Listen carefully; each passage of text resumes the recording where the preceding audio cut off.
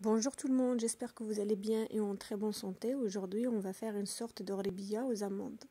Pour cela, il nous faut de la farine complète 110 qu'on va le passer au tamis.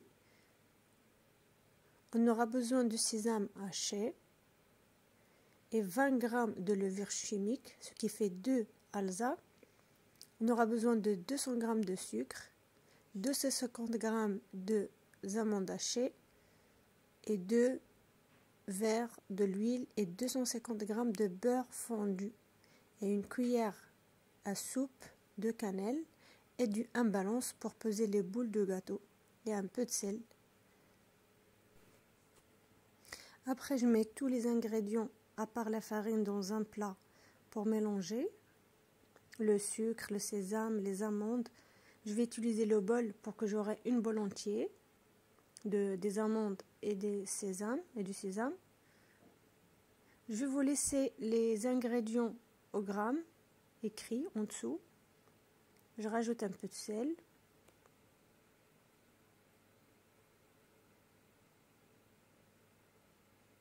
Et là, je vais rajouter l'huile et le beurre.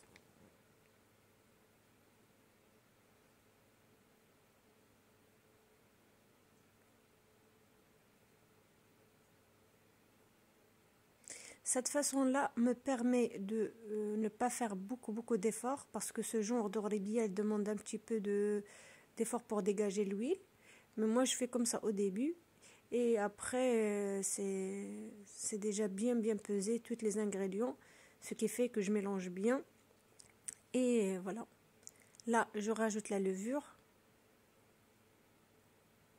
Je vais bien mélanger tous les ingrédients. Et après, je rajoute la farine petit à petit. La farine, je l'ai pesée après. J'avais 1 kg et j'ai utilisé que 930 g de farine. Vous faites pareil avec les ingrédients que je vous ai donnés. De toute façon, je vais laisser les ingrédients écrits en dessous de la vidéo.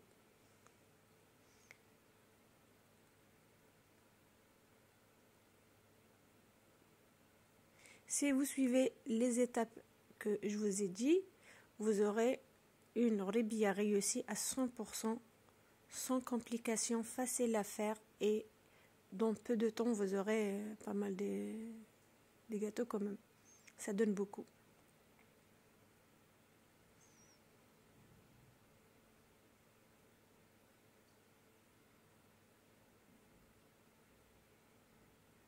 Là, j'ai ajouté la farine comme vous avez vu. Je mélange bien.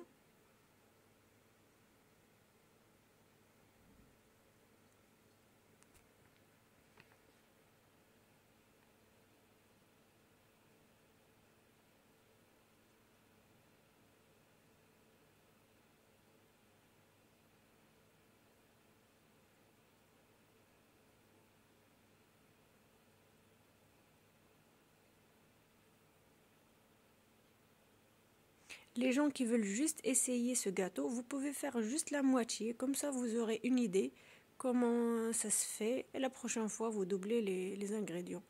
C'est facile.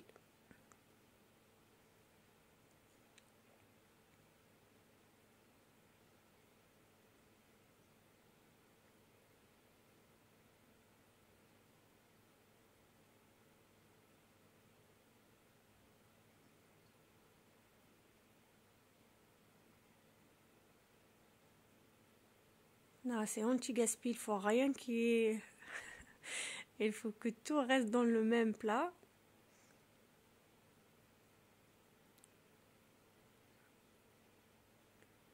Comme je vous ai dit, la farine, j'ai utilisé 930 g de farine dans les ingrédients que je vous ai donnés. Je vais bien mélanger le tout et après je vais commencer à faire des boules que je vais les peser de 20 à 25 grammes. Je ne dépasse pas les 25 grammes.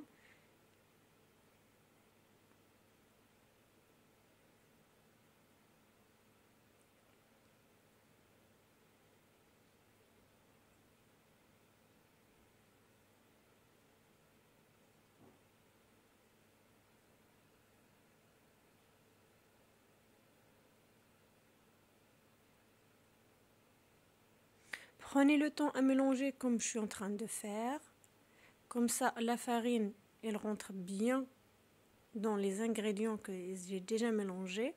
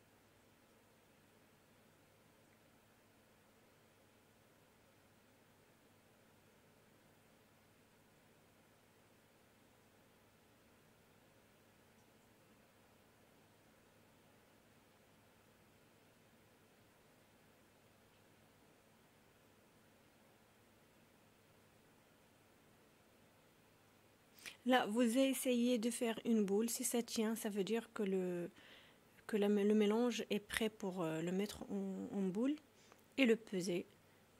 Moi, j'aime bien peser mes gâteaux comme ça, j'aurai la même taille, le même poids pour chaque gâteau et la même forme aussi.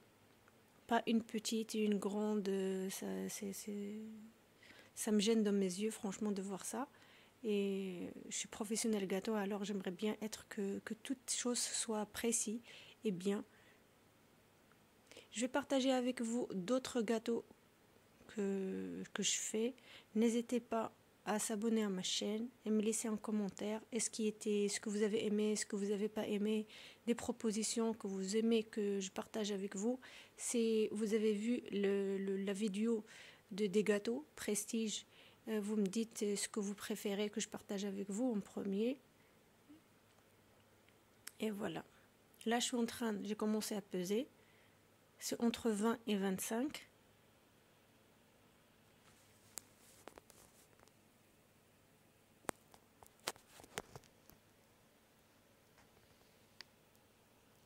Là, j'ai utilisé 25 grammes. C'est 25 grammes dans chaque gâteau.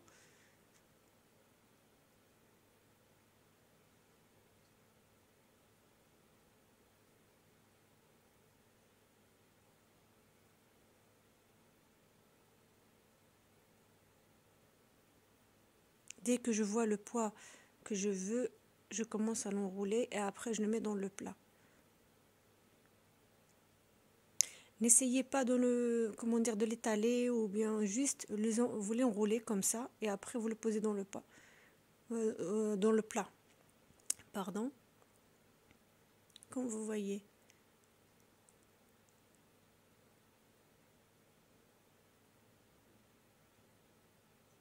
Vous éloignez le gâteau de l'autre, comme ça quand vous le mettez dans pas trop, mais comme ça quand vous le mettez dans le four, ça colle pas une avec l'autre.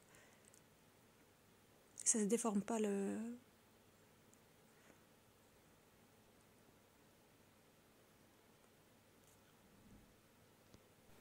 mélange qu'on a ou bien la pâte qu'on a. Et après, pendant ce moment-là, moi j'ai déjà allumé le four, mélange à 180 degrés en haut.